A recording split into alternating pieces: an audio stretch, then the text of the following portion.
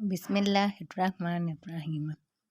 حضرت ابو ہریرہ رضی اللہ تعالیٰ عنہ بیان کرتے ہیں، رسول اللہ صلی اللہ علیہ وسلم نے فرمایا، میری ساری امت جنت میں جائے گی بجز اس شخص کے جس نے انکار کیا۔ عرض کیا گیا، کس نے انکار کیا؟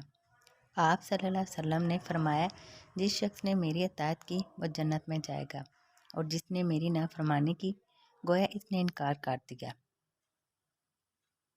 حضرت ابن عباس رضی اللہ تعالیٰ عنہ بیان کرتے ہیں، رسول اللہ صلی اللہ علیہ وسلم نے فرمایا، 3 قسم کے لوگ اللہ کو سخت ناپسندیدہ ہیں: حرم میں ظلم و ناانصافی کرنے والا، اسلام میں جاہلیت کا طریقہ تلاش کرنے والا، اور بڑی جدوجہد کے بعد کسی مسلمان کو ناحق قتل کرنے والا۔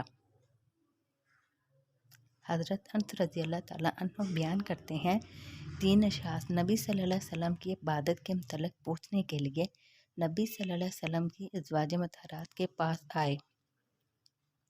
جب انہیں اس کے متعلق بتایا گیا تو گویا انہوں نے اسے کم محسوس کیا، چنانچہ انہوں نے کہا، ہماری نبی صلی اللہ علیہ وسلم سے کیا نسبت ہے، اللہ نے تو ان کی اگلی پچھلی تمام خطائیں معاف فرما دی ہیں۔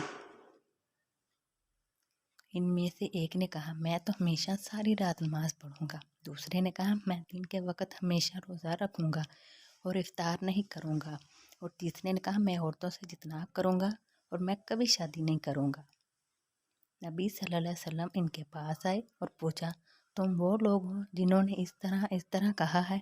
اللہ کی قسم، میں تم سے زیادہ اللہ سے ڈرتا ہوں اور تم سے زیادہ تقویٰ رکھتا ہوں، لیکن میں روزہ بھی رکھتا ہوں اور افطار بھی کرتا ہوں، رات کو نماز پڑھتا ہوں اور سوتا بھی ہوں، اور میں عورتوں سے شادی بھی کرتا ہوں، بس جو شخص سنت سے اعراض کرے وہ مجھ سے نہیں۔